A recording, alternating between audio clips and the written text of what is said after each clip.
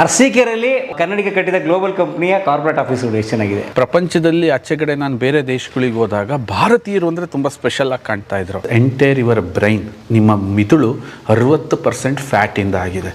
ನೀವು good ಫ್ಯಾಟನ್ನು avoid ಮಾಡಿದ್ರಿ ಅಂತಂದರೆ ನೀವು ಬುದ್ಧಿವಂತರೇ ಆಗಲ್ಲ. ಬ್ರೈನ್ ಮೇಲೆ ಒತ್ತಡ ಸ್ಟಾರ್ಟ್ ಆದಮೇಲೆ ಆ ಮಗು ಎಮೋಷ್ನಲ್ ಇಲ್ಲದೆ ಇರೋ ವಸ್ತು ಆಗುತ್ತೆ. ಎಮೋಷ್ನಲ್ ಇಲ್ಲ, ಆ ಮಗು ಏನೂ ಮಾಡಲ್ಲ. ಸತ್ತೋಗಿರೋ ಬ್ರೈನ್ ಸೆಲ್ಸ್ನೂ ಆ್ಯಕ್ಟಿವ್ ಮಾಡುತ್ತೆ. ಅಷ್ಟು ಪವರ್ಫುಲ್ ಅಂತಂದಾಗ ನನ್ನ ಫುಲ್ ಫೋಕಸ್ ಈ ಕಡೆಗೆ ತಿರುಗ್ತು. ಅಂದರೆ ವರ್ಜಿನ್ ಕೊಕೊನಟ್ ಆಯಿಲ್ ನಮಗಿರೋ 80% ಸಮಸ್ಯೆನ ಬಗೆಹರಿಸುತ್ತೆ. ಆರೋಗ್ಯದ ಸಮಸ್ಯೆ ಶೋರ್, ಎಸ್ 100%. ಸೊ ನಿಮ್ಮ ಮನೆ ಪ್ರಿಮೈಸಸ್ ಅಲ್ಲೇ ನಿಮ್ಮ ಆಫೀಸ್ ಕೂಡ ಮಾಡ್ಕೊಂಡ್ಬಿಟ್ಟಿದ್ದೀರಿ. ಹೌದು ಸರ್, ಹೌದು. ಅದು ನಾನು ಮುಂದೆ ಇದ್ದಾಗ ಕೆಲ್ಸಕ್ಕೆ ಭಾಳ ಸುಲಭ ಆಗುತ್ತೆ, ಹತ್ತಿರ ಆಗುತ್ತೆ. ಆಲೋಚನೆಗಳು ಅಂದರೆ ವರ್ಕ್ ಮಾಡೋ ಸಮಯ, ಎಕ್ಸಾಂಪಲ್ ನನ್ನ ಮನೆಗೆ ಆಫೀಸ್ ಮಧ್ಯೆ ನನ್ನ ಜರ್ನಿ ಕಮ್ಮಿ ಆದಾಗ ಜಾಸ್ತಿ ಟೈಮ್ನ ಇಲ್ಲ ವರ್ಕಲ್ಲಿ ಇನ್ವೆಸ್ಟ್ ಮಾಡ್ಬೋದು, ಇಲ್ಲ ರೆಸ್ಟ್ ತಗೊಳೋದ್ರಲ್ಲಿ ಇನ್ವೆಸ್ಟ್ ಮಾಡ್ಬೋದು. ಸೊ ಆ ಉದ್ದೇಶಕ್ಕೋಸ್ಕರ ಈ ಜಾಗದಲ್ಲೇ ಆಫೀಸ್ನ ಒಂಥರ ಈ ಅನ್ಪ್ರೊಡಕ್ಟಿವ್ ಬರೀ ಟ್ರಾವೆಲಲ್ಲೇ ಟ್ರಾವೆಲಲ್ಲೇ ವೇಸ್ಟ್ ಮಾಡೋದು. ಈಗ ಎಕ್ಸಾಂಪಲ್ ನಾನು ಆಫೀಸಲ್ಲಿದ್ದರೂ ಮನೆ ಫೀಲ್ ಆಗುತ್ತೆ, ಮನೇಲಿದ್ದರೂ ಆಫೀಸ್ ಫೀಲ್ ಆಗುತ್ತೆ. ಬನ್ನಿ ನೋಡೋಣ. ಎಸ್, ದಿಸ್ ಈಸ್ ದ ಸ್ವದೇಶಿ ದಿಶಾ 2012 ಸ್ಟಾರ್ಟ್ ಮಾಡಿದ ಕಂಪ್ನಿ. ಸ್ವದೇಶಿ ದಿಶಾ ಎಸ್. ಹೇಗೆ ಬಂತು ಈ ಐಡಿಯಾ? ಅಂದರೆ ಈಗ ದಿಶಾ ಮೀನ್ಸ್ ದಿಕ್ಕು ಅಥವಾ ದಾರಿ ಅಂತ ಆಗುತ್ತೆ. ಸ್ವದೇಶಿ ಅಂದರೆ ವಿ ಆರ್ ದ ಪವರ್ಫುಲ್ ಅಂತ, ವಿ ಆರ್ ದ ಮಾಸ್ಟರ್ಸ್. ಪ್ರಪಂಚದಲ್ಲಿ ಆಚೆ ಕಡೆ ನಾನು ಬೇರೆ ದೇಶಗಳಿಗೆ ಹೋದಾಗ ಭಾರತೀಯರು ಅಂದರೆ ತುಂಬ ಸ್ಪೆಷಲ್ ಆಗಿ ಕಾಣ್ತಾ ಇದ್ರು. ಭಾರತೀಯರು ಅಂತಂದರೆ ಅವರ ಜ್ಞಾನ ಈ ಪ್ರಪಂಚಕ್ಕೆ ಅಥವಾ ಈ ವಿಶ್ವಕ್ಕೆ ನಮ್ಮ ಹಿರಿಯರು ಕೊಟ್ಟಿರೋ ಕೊಡುಗೆ. ಅಂದರೆ ನಾವು ಪವರ್ಫುಲ್ ಅಂತ ಅಂದಾಗ ನಾವು ಯಾಕೆ ಈ ಪ್ರೊಡಕ್ಟಿವಿಟಿನಲ್ಲಿ ಈ ವಸ್ತುಗಳ ವಿಚಾರ ಬಂದರೆ ಅಥವಾ ಆರೋಗ್ಯ ಅಂತ ಬಂದರೆ ನಾವ್ಯಾಕೆ ಪವರ್ಫುಲ್ ಅಲ್ಲ ಅಂತೇಳಿ ಅದನ್ನು ದಾರಿ ಮಾಡಬೇಕು ಅಂತೇಳಿ ನಾವು ಆ ಹೆಸರನ್ನು ಇಟ್ಟೆ ನಾನು. ಓಕೆ, ಸ್ವದೇಶಿ ದಿಶಾ ಅಂದರೆ ಒಂಥರ ಸ್ವದೇಶದ ಮಾರ್ಗ. ಸ್ವದೇಶಿ ದಿಶಾ ಮುಖಾಂತರ ನಾವು ತೆಗಿಬೇಕು. ಆಮೇಲೆ ಸ್ವದೇಶಿ ದಿಶಾ ಹರ್ಬ್ಸ್ ಅಂತ ನಾವು ಸ್ಟಾರ್ಟ್ ಮಾಡಿದ್ವಿ 2 ವರ್ಷದ ಮುಂಚೆ. ಇದರಿಂದ ಸೋಪು, ಶಾಂಪು, ಟೂತ್ಪೇಸ್ಟ್ ಈ ಥರ ಮ್ಯಾನುಫ್ಯಾಕ್ಚರ್. ಆ್ಯಂಡ್ ನ್ಯೂಟ್ರಿ ಫುಡ್ ಅಂತ, ಸ್ವದೇಶಿ ದಿಶಾ ನ್ಯೂಟ್ರಿ ಫುಡ್ ಅಂತ is the 3rd company we are started recently. Swadeshi Disha is the main, is the different wings ಅದರಲ್ಲಿ ವರ್ಕ್ ಮಾಡ್ತೀವಿ. ಸೊ ಏನೇನು ಪ್ರಾಡಕ್ಟ್ಸ್ ತೋರಿಸಿ ಬನ್ನಿ ಪ್ಲೀಸ್ ಬನ್ನಿ. ಅರ್ಸಿಕೆರೆಯಲ್ಲಿ ಇಂಥ ಸುಂದರವಾದ ಆಫೀಸಾ? Yes sir, definitely. ನೀನು ಪ್ರಾಡಕ್ಟ್ ಬಗ್ಗೆ ಏನು ಯೋಚನೆ ಮಾಡಿದೀಯಾ? ಆ ಪ್ರಾಡಕ್ಟಲ್ಲಿ ಎಷ್ಟು ಇನ್ವಾಲ್ವ್ಮೆಂಟ್ ನೀನಾಗಿದೆಯಾ? ಅಥವಾ ನೀನು ಅದು ಯಾವ ಜಾಗದಿಂದ ಉತ್ಪತ್ತಿ ಆಗಬೇಕು ಹೆಂಗೆ ಅಂದ್ಕೋತೀಯ? ಪ್ರತಿಯೊಂದು ಕೂಡ ತುಂಬ ಚೆನ್ನಾಗಿರಬೇಕು ಅಂತ ಕನಸು ಕಾಣೋನು ನಾನು. ಅಂದರೆ ಅದರ ರೇಟು ಪ್ರತಿಯೊಂದು ಕೂಡ ಒಬ್ಬ ಸಾಮಾನ್ಯ ವ್ಯಕ್ತಿ ಬಳಸಂಗಿರಬೇಕು.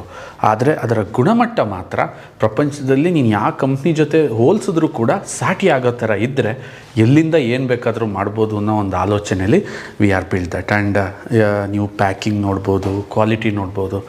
ಕಂಪೇರ್ ಮಾಡಿ, ಯಾವುದೇ ಇಂಟರ್ನ್ಯಾಷನಲ್ ಕಂಪ್ನಿ ಜೊತೆ ಕಂಪೇರ್ ಮಾಡಿ ನಾವು ಫೈಟಿಗೆ ಬರ್ತೀವಿ. ಪ್ರೈಸ್ ಅಂತ ಬಂದಾಗ ಒಬ್ಬ ಸಾಮಾನ್ಯ ವ್ಯಕ್ತಿ ಜೊತೆ ನಿಂತ್ಕೊಂಡು. ಸ್ವದೇಶಿ Disha actually Virgin coconut oil ಉತ್ಪಾದನೆ ಮಾಡೋದನ್ನ ನಾವು ಪ್ರಮುಖವಾಗಿ ತೊಗೊಂಡ್ವಿ. ಏನು ವರ್ಜಿನ್ ಕೊಕೊನಟ್ ಆಯಿಲ್ ಅಂದರೆ ಹಸಿ ತೆಂಗಿನಕಾಯಿಯಿಂದ ಎಣ್ಣೆ ತೆಗೆಯುವಂಥ ಒಂದು ವಿಧಾನನ ವರ್ಜಿನ್ ಕೊಕೊನಟ್ ಆಯಿಲ್ ಅಂತ ಕರೀತಾರೆ. ಒಣ ಕೊಬ್ಬರಿಯಿಂದ ತೆಗಿತಕ್ಕಂಥ ಎಣ್ಣೆ ಅಲ್ಲ. ಈಗ ಉದಾಹರಣೆ ಏನಾಗುತ್ತೆ, ಈ ಕಡೆ ತಿಪ್ಟೂರು ಮತ್ತು ಅರಸೀಕೆರೆ ಕೊಬ್ಬರಿ ಸೀಮೆ, ಕೊಬ್ಬರಿ ಲಾಟ್ ಮಾಡ್ತಾರೆ, ತಗೊಂಡೋಗಿ ಮಾರ್ಕೆಟ್ಗೆ ಹಾಕ್ತಾರೆ. ಸೊ ಅದು ಮುಂದೆ ಎಣ್ಣೆಗೆ ಅದರಲ್ಲಿ ಏನಾಗುತ್ತೆ, ಪೋಷಕಾಂಶಗಳ ವಿಚಾರ ಬಂದಾಗ, ಟೇಸ್ಟ್ನ ವಿಚಾರ ಬಂದಾಗ ಮತ್ತು ಅದರ ಒಂದು ಸೆಲ್ಫ್ ಲೈಫ್ ಅಂತ ಒಂದು ವಿಚಾರ ಬಂದಾಗ ವರ್ಜಿನ್ ಕೊಕೊನಟ್ ಆಯಿಲ್ ಅಲ್ಟಿಮೇಟ್ ಆಗುತ್ತೆ. ಈ 3 ವಿಚಾರದಿಂದ ಸಾಮಾನ್ಯ ಕೊಬ್ಬರಿ ಎಣ್ಣೆಗೂ ವರ್ಜಿನ್ ಕೊಕೊನಟ್ ಆಯಿಲ್ಗೂ ವ್ಯತ್ಯಾಸ ಇರುತ್ತೆ. ಮೊದಲನೇದು ಹೇಳ, ಪೋಷಕಾಂಶಗಳು ಹೇಗೆ ವ್ಯತ್ಯಾಸ ಅಂತಂದರೆ, ಕೊಬ್ಬರಿ ಅಂತಂದರೆ ಅದರಿಂದ ಆಲ್ರೆಡಿ ವಿಟಮಿನ್ಸ್ಗಳು ಡ್ರಾಪ್ ಆಗಿರ್ತವೆ. ಎಕ್ಸಾಂಪಲ್ ನೀವು ಕೇಳಿದ್ರೆ ಹೆಸರು ಕಾಳು ಒಳ್ಳೆಯದೇ, ಮೊಳಕೆ ಕಟ್ಟಿದ ಹೆಸರು ಕಾಳು ತುಂಬ ಒಳ್ಳೆಯದು ಅಂತ ಹೇಳ್ತೀವಿ. ಮೊಳಕೆ ಬಂದಾಗ ಜೀವ ಬರುತ್ತೆ ಅನ್ನೋ ಒಂದು ಕಾನ್ಸೆಪ್ಟನ್ನ ನಾವಲ್ಲಿ ಸೇರಿಸ್ತೀವಿ. ಅದೇ ಥರ ಈ ನಾವೀಗ ತೆಂಗಿನ ಗಿಡ ಹಾಕಬೇಕು ಅಂದಾಗ ಕಾಯಿ ಹಾಕಬೇಕೋ ಕೊಬ್ಬರಿ ಹಾಕಬೇಕು? ಕಾಯಿ. ಕಾಯಲ್ಲಿ ಜೀವ ಇರುತ್ತೆ. ಸೊ ಆ ಕಾಯಿಂದ ತಯಾರಿಸೋ ಎಣ್ಣೆಲೂ ಜೀವ ಇರುತ್ತೆ. ಕೊಬ್ಬರಿ ಆಲ್ರೆಡಿ ಡ್ರೈ ಆಗಿರುತ್ತೆ. ಸೊ ಅದರಿಂದ ತಯಾರಿಸೋದು, ಗಾಣದಲ್ಲಿ ಹಾಕೋದು. ಗಾಣದಲ್ಲಿ ಹಾಕಿದಾಗ ಏನಾಗುತ್ತೆ, ಸೆಲ್ಫ್ ಲೈಫ್ ಅಂತ ನಾನು 2ನೇ ಪಾಯಿಂಟಿಗೆ ಬರ್ತೀನಿ. ಪೋಷಕಾಂಶ ಮುಗೀತು, ಸೆಲ್ಫ್ ಲೈಫ್ ಅಂತ ಬಂದಾಗ, ಸೆಲ್ಫ್ ಲೈಫಲ್ಲಿ ಏನಾಗುತ್ತೆ ಅಂದರೆ ಬಾಳಿಕೆ ಅಂತ ಬಂದಾಗ ಕೊಬ್ಬರಿ ಎಣ್ಣೆಗೆ ಏನು ಮಾಡ್ತೀವಿ, ಗಾಣದಲ್ಲಿ ಹಾಕಿದಾಗ ಸ್ವಲ್ಪ ನೀರು ಆ್ಯಡ್ ಮಾಡ್ತೀವಿ. ಯಾಕೆಂದರೆ ಅದು ಅಂಟು ಬರಬೇಕು, ಕೊಬ್ಬರಿ ಜಿಗಿ ಬರಬೇಕು, ಸ್ವಲ್ಪ ಬೆಲ್ಲನೂ ಹಾಕ್ತೀವಿ. ಈ ಎಣ್ಣೆ ನೀರು ಎರಡು ಒಂದಾಗೋಂಥ ನೇಚರ್ ಅಲ್ಲ, ಅದು ಎರಡು ವಿರುದ್ಧ ನೇಚರ್ ಅವು. ಯಾಕಂದರೆ ನೀರ್ ಮೇಲೆ ಎಣ್ಣೆ ಹಾಕಿದ್ರೆ ತೇಲುತ್ತೆ ಮೇಲೆ ಇರುತ್ತೆ. ಸೊ ಅವೆರಡು ಸೇರಿದಾಗ ಅಲ್ಲಿ ಒಂದು ಫಾರ್ಮುಲಾ ಅವ್ರು ಹೇಳ್ತಾರೆ, ಹೀಟ್ಗೆ ಅದು ಹೋಗುತ್ತೆ ಅಂತೇಳಿ. ಬಟ್ ಏನೇ ಆದರೂ ಕೂಡ ಆ ಎಣ್ಣೆ ತುಂಬ ದಿನ ನಾವು ಸೇಫಾಗಿ ಇಡೋಕ್ಕಾಗಲ್ಲ.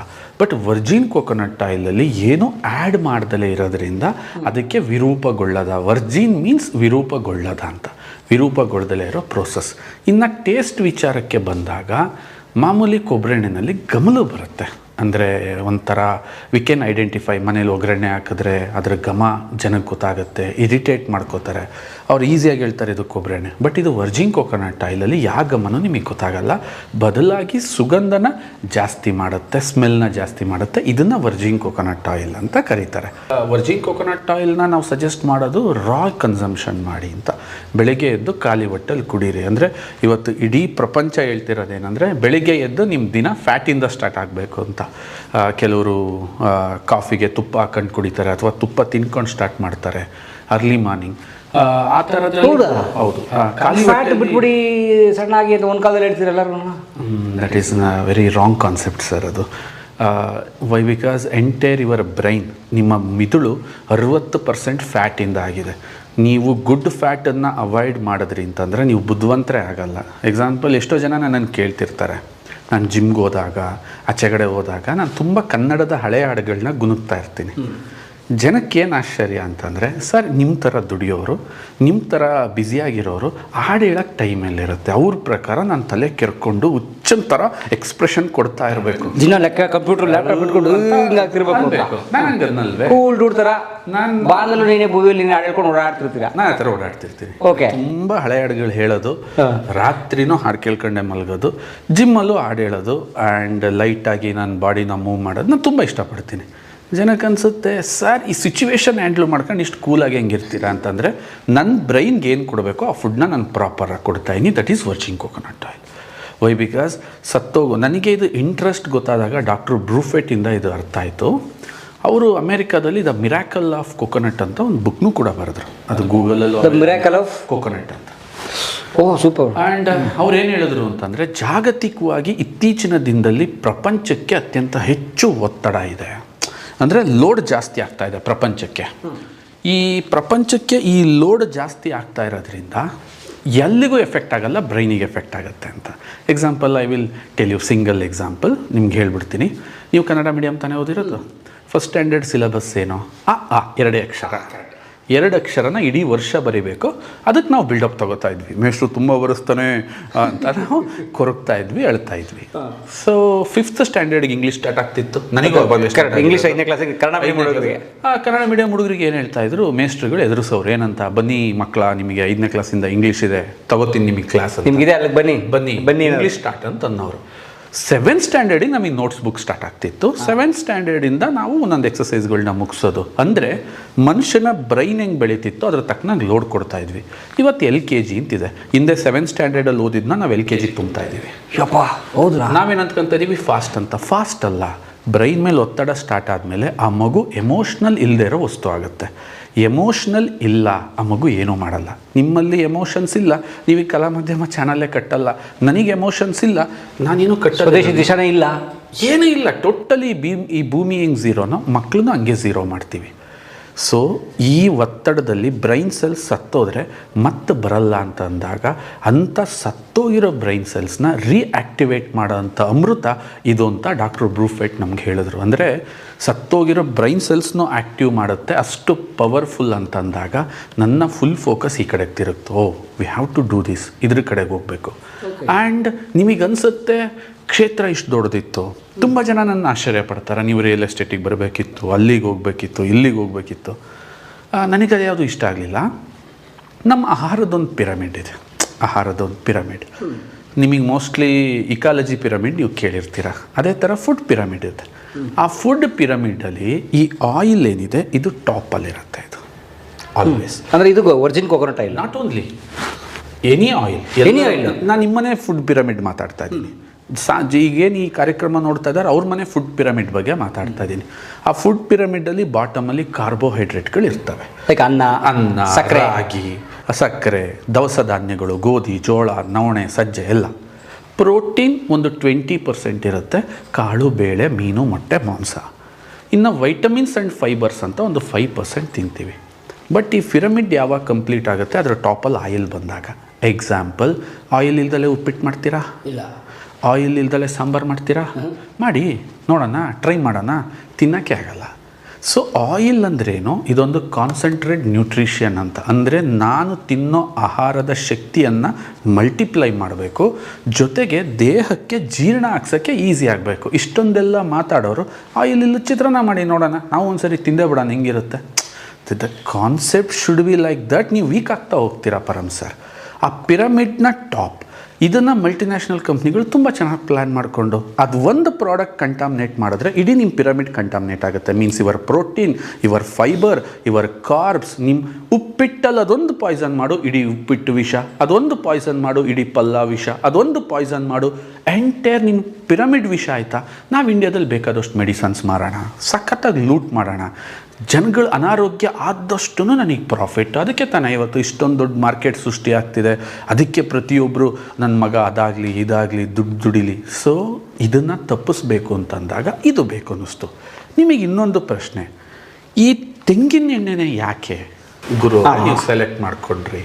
ಬಹುಶಃ ಈ ಪ್ರಶ್ನೆ ಕೇಳ್ತಾರೆ, ಇವರು ಈ ಪದಾರ್ಥನ ಮಾರಕ್ಕೆ ಇಷ್ಟೆಲ್ಲ ಹೇಳ್ತಾವ್ರೆ ಅಂತ. Nothing not like that. ನನ್ನ ಹತ್ರ ಈ ಎಣ್ಣೆ ಬಿಟ್ಟರೆ ನಾನು ಯಾವ ಎಣ್ಣೆನೂ ಮಾರಲ್ಲ. ಯಾಕೆ ಅಂತಂದರೆ, ಫಸ್ಟ್ ಆಫ್ ಆಲ್ ನಾನು ಒಬ್ಸರ್ವ್ ಮಾಡಿದ್ದೇನಂತಂದರೆ, ಜನಗಳಲ್ಲಿ ಶಕ್ತಿ ಕಮ್ಮಿ ಆಗ್ತಿದೆ, ಅವ್ರ ಜೀನ್ ಮಾಡಿಫೈಡ್ ಆಗ್ತಾ ಇದೆ, ಅವ್ರ ಜೀನ್ ಮಾಡಿಫಿಕೇಷನ್ ಆಗ್ತಿದೆ. ಜೀನ್ ಮಾಡಿಫಿಕೇಷನ್ ಅಂದಾಗ ನೀವು ಸ್ವಲ್ಪ ಅರ್ಥ ಮಾಡ್ಕೋಬೇಕು. ನಮ್ಮ ತಾತ 100 kg ಎತ್ತುತ್ತಾಯಿದ್ರು, ನಮ್ಮಪ್ಪ 50 kg ಎತ್ತುತ್ತಾಯಿದ್ರು, ನಾನು 25 kg, ನನ್ನ ಮಗ 5 kg. What's is showing? ಇದೇನು ತೋರಿಸ್ತಾ ಇದೆ? ಸೊ ಅವ್ರ ಕೆಪಾಸಿಟಿ ಕಮ್ಮಿ ಆಗ್ತಾ ಇದೆ. ಯಾಕೆ ಕಮ್ಮಿ ಆಯಿತು? ಸೊ ಮನುಷ್ಯ ಇನ್ಫ್ಲೂಯೆನ್ಸ್ ಆಗೋಂಥ ಒಂದು ಜೀವಿ.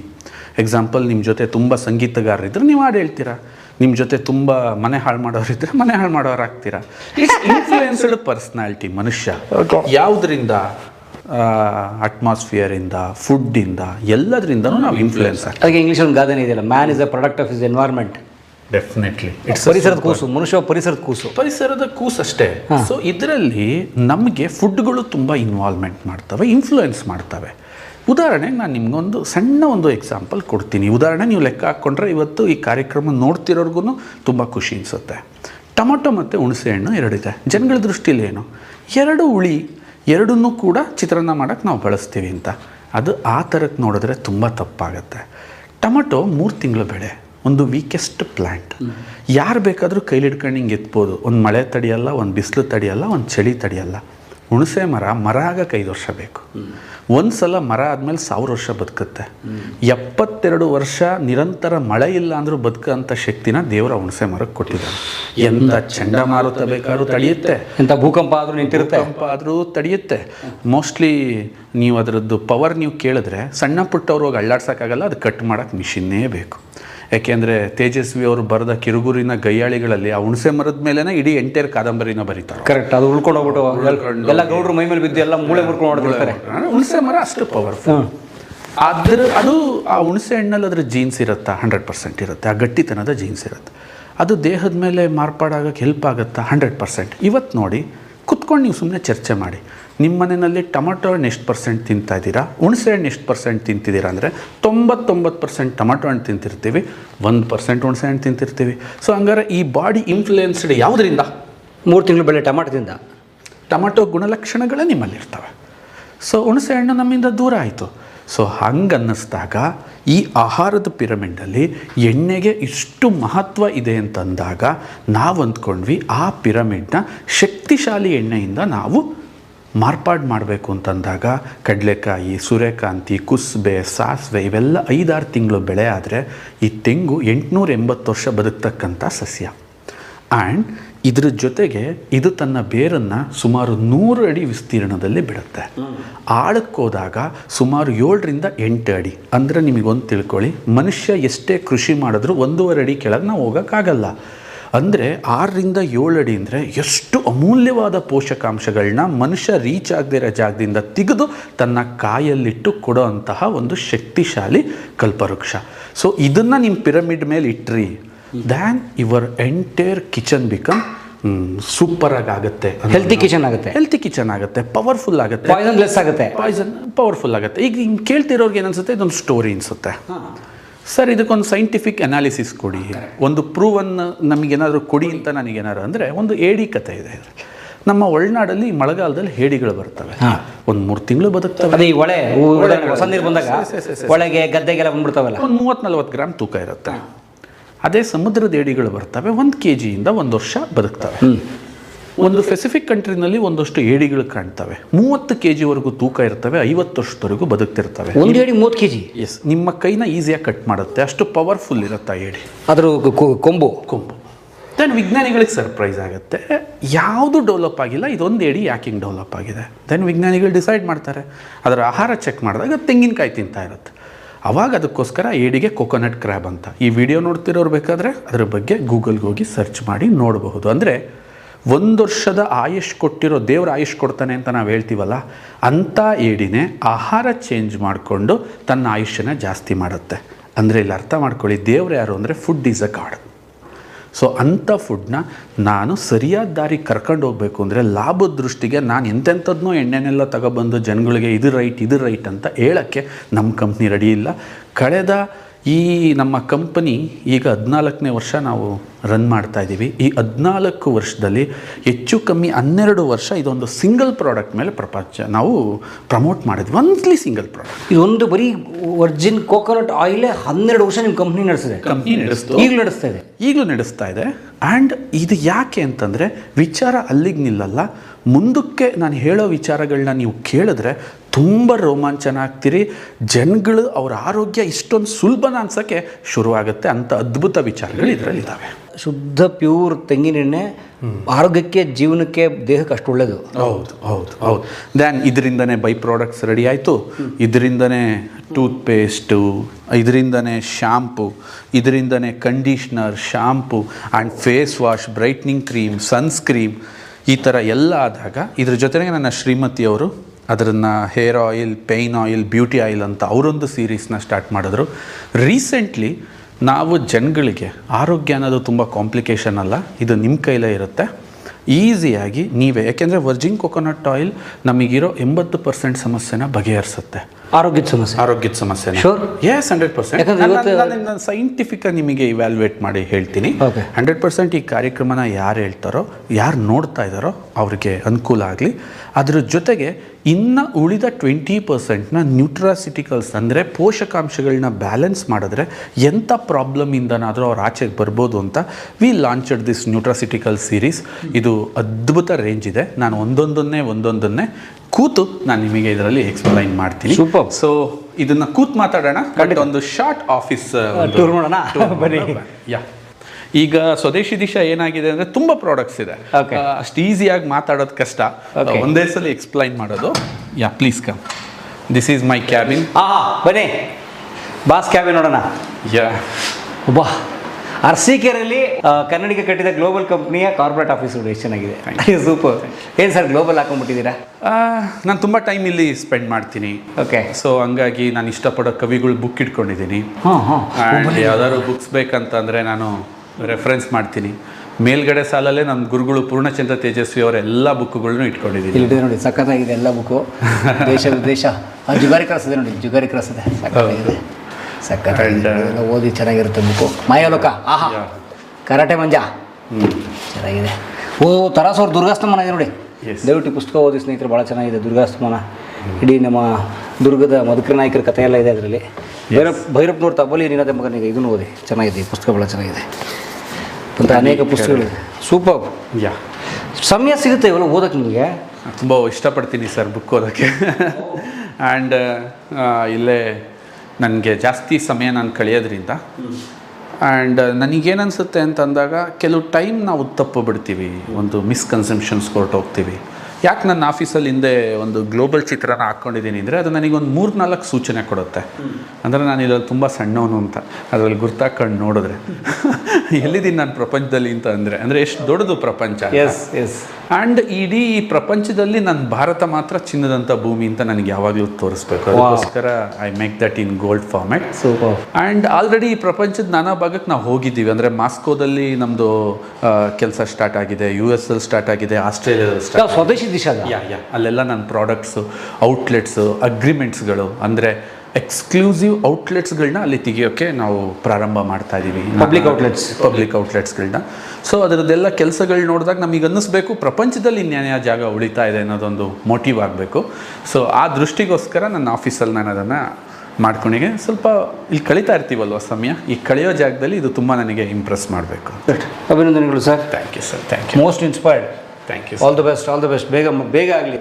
ಅದಕ್ಕೆ ಬೇಕಾದ ಪ್ರತಿಯೊಂದು ಸಿದ್ಧತೆಗಳು, ಅದಕ್ಕೆ ಬೇಕಾದಂಥ ಪ್ರಾಡಕ್ಟ್ ಲೈನಪ್, ಅದಕ್ಕೆ ಬೇಕಾದಂಥ ಸಾಫ್ಟ್ವೇರ್, ಅದಕ್ಕೆ ಬೇಕಾದಂತಹ ಲೈನ್ ಆಫ್ ದ ಪ್ರಾಡಕ್ಟ್ಸ್ ಯಾವ ಥರ ಇರಬೇಕು, ಹೆಂಗಿರಬೇಕು.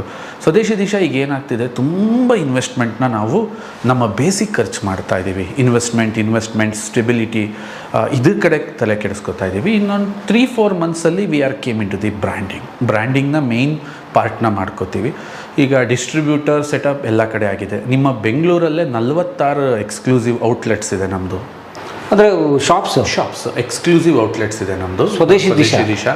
ಆ್ಯಂಡ್ ಆಲ್ ಓವರ್ ಕರ್ನಾಟಕದಲ್ಲಿ ಹತ್ತತ್ರ 200 ಔಟ್ಲೆಟ್ಸ್ ಇದೆ ಎಲ್ಲ. ಈ ಪಾರ್ಟ್ ಆಫ್ ವ್ಯೂನಲ್ಲಿ ಸ್ವಲ್ಪ ಡಾಮಿನೇಟ್ ಇದ್ದೀವಿ ನಾವು.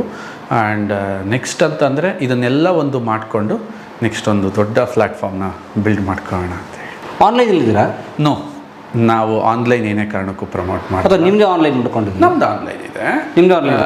ಎಕ್ಸಾಂಪಲ್ ಕಾಮರ್ಸ್, ಇದು ಪ್ರಾಡಕ್ಟ್ ಚೆನ್ನಾಗಿ ಮಾಡೋದು ಒಂದು ವಿಚಾರ ಆದಮೇಲೆ ಆ ಪ್ರಾಡಕ್ಟ್ ನಮ್ಮವ್ರಿಗೆ ಅನುಕೂಲ ಆಗಬೇಕು, ನಮ್ಮವ್ರು ಅದರಿಂದ ತಿಳ್ಕೋಬೇಕು, ನಮ್ಮವ್ರಿಗೆ ಜೀವನ ಕಟ್ಟಬೇಕು. ನೀನು ಇಷ್ಟೊಳ್ಳೆ ಪ್ರಾಡಕ್ಟ್ ಮಾಡಿಬಿಟ್ಟು ನಿಂದೊಬ್ಬನ ನೋಡ್ಕೊಂಡು ನೀನು ಇದನ್ನ ಆನ್ಲೈನ್ ಪ್ಲ್ಯಾಟ್ಫಾರ್ಮಲ್ಲಿ ಸೇಲ್ ಮಾಡಿದಾಗ ನೀನು ಏನು ಕಲಿಸ್ದಂಗೆ ಆಗುತ್ತೆ ಸಮಾಜಕ್ಕೆ ಅಂತೇಳಿ we are not interested. So ಹಾಗಾಗಿ ನಾವು ಯಾವುದೇ ಕಾಮರ್ಸ್ ಪ್ಲ್ಯಾಟ್ಫಾರ್ಮಲ್ಲಿ ನಮ್ಮ ಪ್ರಾಡಕ್ಟ್ನ ಸೇಲ್ ಆಗೋದನ್ನು ಒಪ್ಪಲ್ಲ, ನಾವು ಮಾಡೋದು ಇಲ್ಲ. ಬಟ್ ಇವತ್ತು ಎಲ್ಲ ಜಗತ್ತು ಆನ್ಲೈನ್ ಟ್ರೆಂಡ್ ಅಂತಾರೆ, ಆನ್ಲೈನ್ ಇಲ್ಲಾಂದ್ರೆ ಬಿಸ್ನೆಸ್ ನಡೆಯಲ್ಲ ಅಂತಾರೆ. ನಾವು ಅದಿಲ್ಲ ಅಂತಲೇ ತೋರಿಸಿದ್ವಲ್ಲ, ಅದೇನೂ ಅಲ್ಲ ಅಂತಲೇ ತೋರಿಸಿದ್ವಲ್ಲ, ಅದಿಲ್ಲದೆ ಚೆನ್ನಾಗಿ ಬೆಳಿತೀವಿ, ಚೆನ್ನಾಗಿ ಮಾಡ್ಬೋದು ಅಂತಲೇ ತೋರಿಸಿದ್ವಲ್ಲ. Great sir. 100%. ಸೊ ನಾನು ಸ್ಟಾರ್ಟ್ ಮಾಡಿದಾಗ ಎಲ್ಲರೂ ನನ್ನ ಅದೇ ಥರ ಕೇಳ್ತಿದ್ದಿದ್ದು, ನಿಮ್ದು ಯಾವ ಅಮೆಝಾನಲ್ಲಿ ಸಿಗುತ್ತಾ, ಅಲ್ಲಿ ಸಿಗುತ್ತಾ, ಇಲ್ಲಿ ಸಿಗುತ್ತಾ ಅಂತ. ನಾವು ಹೇಳ್ತಾ ಇದ್ವಿ, ಇಲ್ಲ, ನನಗಲ್ಲಿ ಬರೋ ಯೋಚನೆನೇ ಇರಲಿಲ್ಲ ಅಂತಾನೆ. ಯಾಕೆಂದರೆ ಬಿಸ್ನೆಸ್ ಅನ್ನೋದು ಒಂದು ಸಂಸ್ಕಾರವಂತ ಪದ. ಅದು business is not making A money, it's building the relationship ಅಂತ. ಹಿಂದೆ ಒಬ್ಬ ಮಾರ್ಕೆಟ್ಗೆ ಹೋದಾಗ ಅಲ್ಲಿ ಯಾರೋ ಒಬ್ಬ ಶೆಟ್ರ್ ಹತ್ರ ಮಾತಾಡೋನು, ಅವ್ರ ಫ್ಯಾಮಿಲಿ ಬಗ್ಗೆ ಎಕ್ಸ್ಚೇಂಜ್ ಆಗ್ತಿತ್ತು. ಅಕ್ಕಂಗೆ ಗಂಡು ಬಂತೇನಪ್ಪ, ಏನು ಮಾಡ್ತಾಯಿದ್ದೀಯಾ, ನಿಮ್ಮ ಅಪ್ಪಾಜಿ ಈ ಥರ ಇದ್ದರು, ನೀನು ಹುಷಾರಾಗಿರು, ನೀನು ಯಾಕೆ ಈ ಥರ ಮಾಡ್ತೀಯ ಅಂದರೆ ಮಾರ್ಕೆಟ್ಗೆ ಹೋದರೆ ಅವ್ನು ಬರೀ ವಸ್ತುಗಳು ತರ್ತಾ ಇರಲಿಲ್ಲ, ದುಡ್ಡು ಖರ್ಚು ಮಾಡ್ತಾ ಇರಲಿಲ್ಲ, ತುಂಬ ಭಾವನೆಗಳನ್ನ ತೊಗೊಂಡು ಬ್ಯಾಗಲ್ಲಿ ಮನೆಗೆ ಬರ್ತಾ ಇದ್ದ. ಇವರು ಆನ್ಲೈನ್ ಅಂತ ಮಾಡಿ ಎಲ್ಲ ಆನ್ಲೈನಲ್ಲೇ ಮನೆಗೆ ಬಂದ ಮೇಲೆ ಇವನಂತಾನೆ ನನಗೇನು ಎಂಟರ್ಟೈನ್ಮೆಂಟ್ ಇಲ್ಲ, ನನಗೇನು ಸಂತೋಷ ಇಲ್ಲ, ಖುಷಿ ಇಲ್ಲ. ಸಂತೋಷ ಖುಷಿ ಇರೋದೇ ಮಾರ್ಕೆಟಲ್ಲಿ. ಅದನ್ನು ನೀನು ಪಡಿಬೇಕು ಅಂದರೆ ಜನಗಳ ಜೊತೆ ಕನೆಕ್ಟೆಡ್ ಆಗಿರು. ಅಂದರೆ ಬಿಸ್ನೆಸ್ ಬಿಲ್ಡ್ಸ್ ದ ಸಂಸ್ಕಾರ, ಅಂದರೆ ಅದೊಂದು ಒಳ್ಳೆ ಕನೆಕ್ಟಿವಿಟಿನ ಬಿಲ್ಡ್ ಆಗುತ್ತೆ. ಸೊ ನನಗನ್ನಿಸ್ತು ಟಿಪಿಕಲ್ ಮಾರ್ಕೆಟಲ್ಲಿ ಲಾಯಲ್ ಇಲ್ಲ ಯಾರು. ಈಗ ಎಕ್ಸಾಂಪಲ್ ಏನೀಗ ಮಾರ್ಕೆಟ್ ಬಿಲ್ಡ್ ಆಗಿದೆ, ಅದೊಂದು ಮಾಫಿಯಾ ಕನ್ವರ್ಟ್ ಆಗೋಗಿದೆ. ದುಡ್ಡಿದ್ದವರು ಸಖತ್ತಾಗಿ ದುಡ್ಡು ಹಾಕ್ಕೊಂಡು ಕುತ್ಕೊಂಡು ಅವ್ರ ಎಂಪೈರ್ನ ಬಿಲ್ಡ್ ಮಾಡ್ಕೊಂಡಿದ್ದಾರೆ. C&Fs ಆಗಿರ್ಬೋದು, ಹೋಲ್ಸೇಲ್ಸ್ ಆಗಿರ್ಬೋದು, ಸಮ್ಮನ್. ನನಗೇನೋ ಅವಕಾಶ ಇಲ್ದಲೇ ಕಷ್ಟಪಡ್ತಾ ಇದ್ದಾರಲ್ಲ, ನಮಗೇನೋ ಇದೆ ಸರ್, ನಮ್ಮ ಮನಸ್ಸಲ್ಲಿ ಏನೋ ಇದೆ, ನಮಗೇನೋ ಬೇಕು ಸರ್ ಅಂತಿದ್ದಾರಲ್ಲ, ಅವ್ರಿಗೊಂದು ಪ್ಲ್ಯಾಟ್ಫಾರ್ಮ್ ಕ್ರಿಯೇಟ್ ಮಾಡಬೇಕಲ್ಲ, ಅವ್ರಿಗೇನಾದರೂ ಒಂದು ವ್ಯವಸ್ಥೆ ಕ್ರಿಯೇಟ್ ಮಾಡಬೇಕಲ್ಲ. ಸೊ ಅಂಥವರಿಗೋಸ್ಕರ ನಾನೇನು ಮಾಡಿದೆ, ರಿಸರ್ವ್ ಆಗ್ತಾ ಬಂದೆ. ಸಂಸ್ಕಾರವಂತ ವ್ಯಕ್ತಿಗಳ ಅವಶ್ಯಕತೆ ಇತ್ತು ನನಗೆ. ಈಗ ಎಕ್ಸಾಂಪಲ್, ನೀವು ಯಾವುದೇ ಒಂದು ಬುಕ್ ತೊಗೊಳ್ಳಿ, ಈಗ ನೀವು ಹೇಳ್ತಾ ಇದ್ದೀರಾ you are a book lover, this is a book ಅಂತ. ಅದೇ ಥರ ಭಗವದ್ಗೀತೆ ತೊಗೊಂಡ್ರೆ ಯಾರು? ಕೃಷ್ಣ ಬರೆದಿರೋದು. ದೇವ್ರು ಬರೆದಿರೋ ಬುಕ್ನ ಯಾರು ಓದೋಕ್ಕೆ ರೆಡಿ ಇಲ್ವಲ್ಲ. ಮಾರ್ಕೆಟಲ್ಲಿ ತುಂಬ ಒಳ್ಳೇದಿದೆ, ಅದನ್ನು ಓದೋಕ್ಕೆ ಜನಗಳೇ ರೆಡಿ ಇಲ್ಲ. ಸೊ ಅವಾಗ ನನಗನ್ನಿಸ್ತು, ನಾವು ಜನಕ್ಕೆ ಕೊಡೋಣ ಒಂದು ಅವಕಾಶ, ಒಂದು ಒಳ್ಳೆ ಆಪರ್ಚುನಿಟಿ ಕೊಟ್ಟರೆ ಡೆಫಿನೆಟ್ಲಿ ಅವ್ರು ಬಳಸ್ಕೋತಾರೆ ಅಂತ. ಈ ಥರ ಹೋಗ್ತಾನೆ 3000 ಜನ distributor from different profession. Retired ಜಡ್ಜ್ಗಳಿದ್ದಾರೆ, IAS ಆಫೀಸರ್ಸ್ ಇದ್ದಾರೆ, ಆ್ಯಂಡ್ ತುಂಬ ಪೂರ್ ಕಮ್ಯುನಿಟಿಯಿಂದ ಬಂದಿರೋ ಹುಡುಗ ಇದ್ದಾನೆ. ಅಂದರೆ 8ನೇ ಕ್ಲಾಸ್ ಕೂಡ ಅವನು ಪಾಸ್ ಮಾಡಿಲ್ಲ ಅಂಥ ಹುಡುಗರಿದ್ದಾರೆ. ಎಲ್ಲರಿಗೂ ಕಲಿಸ್ತಾ ಬಂದ್ವಿ ನಮಗಿರೋ ಸಮಾಜದ ರೆಸ್ಪಾನ್ಸಿಬಿಲಿಟಿ ಏನು, ಅವರ ಆಹಾರನ ಪ್ರೊಟೆಕ್ಟ್ ಮಾಡಿ ಸೇವ್ ಮಾಡಬೇಕು. ಪರಮವರೇ, ನಾವಿಷ್ಟು ಹೆಮ್ಮೆಯಿಂದ ಏನಕ್ಕೆ ಮಾತಾಡ್ತಿದ್ದೀವಿ ಅಂತಂದರೆ, ನಾವು ಯಾರ ಆಹಾರನೂ ಡಿಸ್ಟರ್ಬ್ ಮಾಡ್ತಾ ಇಲ್ಲ ಪರಮವರೇ. You are a veg or non veg, we respect the both. Okay. And ಕೆಲವು ಕಂಪ್ನಿಗಳು ಆಹಾರದ ಹೆಸರಲ್ಲಿ ಸುಲಿಗೆ ಮಾಡ್ತವೆ. ಲೈಕ್ ನೀನು ಇದನ್ನು ತಿನ್ನಬೇಡ, ಜಸ್ಟ್ ಇದನ್ನು ಕುಡಿದ್ಬಿಡು ಸರಿ ಆಗ್ತೀಯಾ. ನಾನು ಇಲ್ಲಿ ಹೆಸರು ಹೇಳೋಕ್ಕಿಲ್ಲ, ಯಾಕೆಂದರೆ ಅದೆಲ್ಲ ಸುಮ್ಮನೆ ಕಾಂಪ್ಲಿಕೇಶನ್ ಮಾಡ್ಕೊಳಕ್ಕೆ ನನಗೆ ಇಷ್ಟ ಇಲ್ಲ. ಕರೆಕ್ಟ್, ಇವು ಆ್ಯಡ್ ಬರುತ್ತೆ. ನಿಮ್ಮ ಮಗು ಏನು ತಿಂದೆ ಸ್ಕೂಲ್ಗೆ ಹೋಗ್ತಾರೆ, ಏನು ಕುಡಿಸ್ಬಿಡು ಸಾಕು. That's not it true. Why because ಇವ್ರು ಏನು ಮಾಡಿದ್ದಾರೆ, ಇವೆಲ್ಲ ಪ್ರಾಡಕ್ಟ್ಗಳು ಲ್ಯಾಬಲ್ಲಿ ಕುತ್ಕೊಂಡು ಇತ್ತೀಚೆಗೆ ಮಾಡಿದ್ದಾರೆ. ಬಟ್ ಅದನ್ನು ಮೀರಿದ ಕಲ್ಪನೆ ಇವರ ಫುಡ್ಡಲ್ಲಿ, ಇವರ ಈ ಉಪ್ಪಿಟ್ಟು ಕಂಡಿಡ್ದವ್ರು ಯಾರು ಅಂದರೆ ನಾನು ಏನು ಹೇಳಲಿ, ಸಾವಿರಾರು ವರ್ಷದಿಂದ ಇರ್ಬೋದು. ಅದು ರೊಟ್ಟಿ ಕಂಡಿಡ್ದವನು ಯಾರು, ಮುದ್ದೆ ಕಂಡಿಡ್ದವನು ಯಾರು, ಅನ್ನ ಕಂಡಿಡ್ದವನು ಯಾರು. It's not possible. ಅದು ಅಷ್ಟು ದಿನದಿಂದ ಇದೆ. ಅದನ್ನು ಡಿಸ್ಟರ್ಬ್ ಮಾಡ್ದಂಗೆ ಅವ್ರು ಮಾಡ್ತಿರೋ ಫುಡ್ಡನ್ನು ನೀನು ಪಾಸಿಟಿವ್ ಆಗಿ ಅದನ್ನ ಮೆಡಿಸನ್ ವ್ಯಾಲ್ಯೂಸ್ ಬರೋ ಥರ ಕನ್ವರ್ಟ್ ಮಾಡಿ ಅವರು ತಿಂತಿರೋ, ಯಾಕೆಂದರೆ ಅವನೊಬ್ಬ ನಾನ್ ವೆಜಿಟೇರಿಯನ್ ಅಂದರೆ ಅದು ಅವ್ನ ಕಲ್ಚರ್. ಅದು ನೀನು ಅದನ್ನು ಡಿಸ್ಟರ್ಬ್ ಮಾಡಬೇಡ, ಹೋಗ್ಬಿಟ್ಟು ಅದು ತಿನ್ಬೇಡ ಇದು ತಿನ್ಬೇಡ ಅಂತ. ತಿಂತಾ ಇರೋದನ್ನು ಇವ್ಯಾಲ್ಯೂಯೇಟ್ ಮಾಡು, ಅದನ್ನು ತುಂಬ ಒಳ್ಳೇದು ಮಾಡು. ಅವ್ರಿಗೆ ಆ ರೀತಿ ಆರೋಗ್ಯ ಬರಂಗೆ ಮಾಡಿದಾಗ ನಿನ್ನ ಕಂಪ್ನಿಗೆ ತುಂಬ ಫಾಲೋವರ್ಸ್ ಆಗ್ತಾರೆ. So that is a thing. ಆ ಬೇಸ್ ಇಟ್ಕೊಂಡು ನಾವು ಹೊರಟ್ವಿ. ಇವತ್ತು ತುಂಬ ಒಂದು ದೊಡ್ಡ ಹೆಜ್ಜೆನೇ ಹಾಕ್ತಾಯಿದ್ದೀವಿ ಇತ್ತೀಚೆಗೆ. ಸೂಪರ್. ಸೊ ಅಲ್ಟಿಮೇಟ್ಲಿ ಅವ್ರು ಹೇಳ್ತಿರೋದು ಏನು ಅಂತಂದರೆ, ಮತ್ತೆ ಅದೇ ಉದ್ದೇಶ, ಇನ್ ಪರ್ಪಸ್, ಜನಕ್ಕೆ ಒಳ್ಳೇದು ಮಾಡಬೇಕು ಅನ್ನೋ ಉದ್ದೇಶ ಇದೆಯಲ್ಲ, ಅದೇ ಅವರನ್ನು ಇವತ್ತು ಯಾವುದೇ ಕಾಮರ್ಸ್ ದೊಡ್ಡ ದೊಡ್ಡ MNC ಕಂಪ್ನಿಗಳ, ಬೇರೆ ಬೇರೆ ದೇಶಗಳ ಬಿಗ್ ಜೈಂಟ್ಸ್ ಕಾಮರ್ಸ್ಗಳ ಸಪೋರ್ಟ್ ಇಲ್ಲದೆ ಅವರನ್ನು ಇದೇ ಅರಸಿಕೆಯಲ್ಲಿ ಇದ್ಕೊಂಡು ಬಹುತೇಕ ಆಫ್ಲೈನ್ ಬಿಸ್ನೆಸ್ ಮಾಡ್ತಾ ಅವ್ರನ್ನ ಈ ಮಟ್ಟಿಗೆ ತೊಗೊಂಬಂದಿರೋದು. ಬಹುಬೇಗ ಈ ವರ್ಷದ ಕೊನೆಗೆ ಅವ್ರು ಅಂದ್ಕೊಂಡ ಗುರಿ 100 ಕೋಟಿ ತಲುಪಲಿ ಅಂತ ಕೇಳಿಕೊಂಡು ಬನ್ನಿ ಅವ್ರ ಮಾತುಕತೆ ಮುಂದುವರ್ಸೋಣ. Yes please sir. ಗೆಲ್ಲುವಂತ ಸ್ಫೂರ್ತಿ ದಾರಿ ದೀಪ ನಿನಗೆ ಅನುಭವ.